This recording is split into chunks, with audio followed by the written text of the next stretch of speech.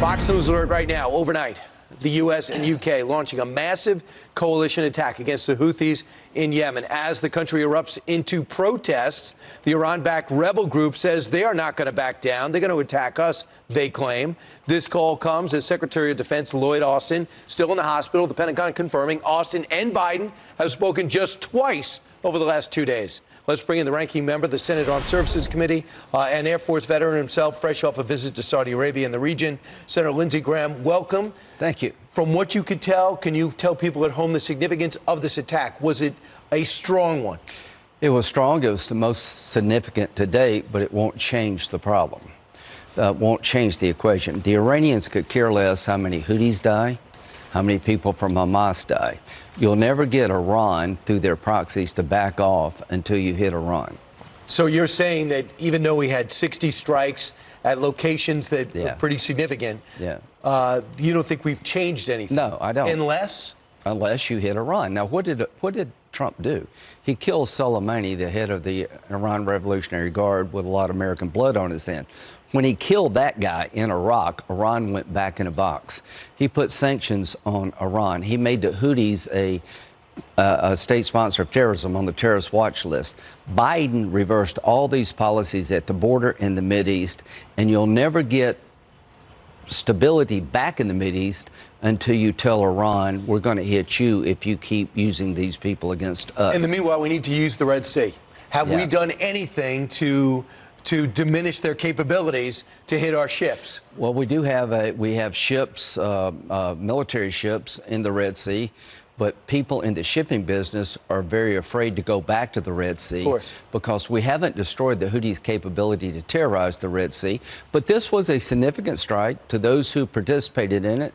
You're brave people. Thank you very much. But to the Biden administration, when will you realize that nothing's going to change until you tell the Ayatollah, if you keep hitting us, keep going after Israel, we're coming after you. I'm not talking about invading Iran. They're a oil-rich nation. Knock out some of their refineries. Right, and you give them a heads up, you blow it up, and you send the message. Senator, we watched the Secretary of Defense, Austin, the most bizarre situation ever. It's really since December 22nd. He's had health problems. January 1st, he goes in.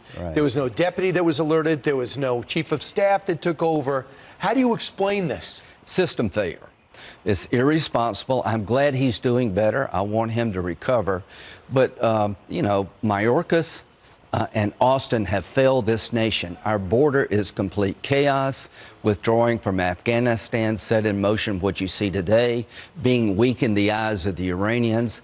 The October 7th attack against Israel by Hamas was designed to stop the peace process between Saudi Arabia and Israel, and we're weak in the eyes of our enemies. But this idea of being down for 2 or 3 days and not telling the president you were diagnosed with prostate cancer is a breach of the chain of command.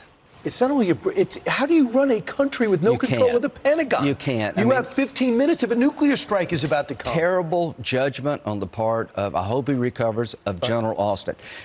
We're having an election here this year. I hope people wake up. Now, what the hell is this all about? The Houthis, Hamas, ISIS, Al-Qaeda, they have one thing in common. They're on a religious mission from God to destroy the state of Israel and come after us. To those who say, I'm tired of endless wars, well, tell them to give up their religious quest to dominate the world. So Al-Qaeda, Hamas, the Ayatollah are religious fanatics. You're not going to get them to stop. You better hit them over there before they hit you here. So I'm tired of being told by people, we got to get out of endless wars. They're going to keep coming after us until we stop them. I'm just going to tell you, the one thing different from the war on terror is I'm watching protests for Yemen outside the White House and at Times Square for the Hamas and the Palestinians at every major artery in New York City. I can't get my head around it. What happened? Well, the world's upside down. Israel's the bad guy. So but they're not. Well, they're not. But in the eyes of the world, they're becoming the bad guy. Donald, do you think any of this would happen if President Trump were president? No. Russia would not go into Ukraine. I am confident Iran would have stayed in a box. The Houthis would not have done this. They would not be attacking our shipping. So the one thing I hope people will think about, we've got a lot of good candidates in the Republican primary. There is one man who has a record equal to Ronald Reagan, and that is Donald Trump. He did secure the border. We were energy independent. The bad guys were on the run. Everybody says, I want Trump policy without the drama.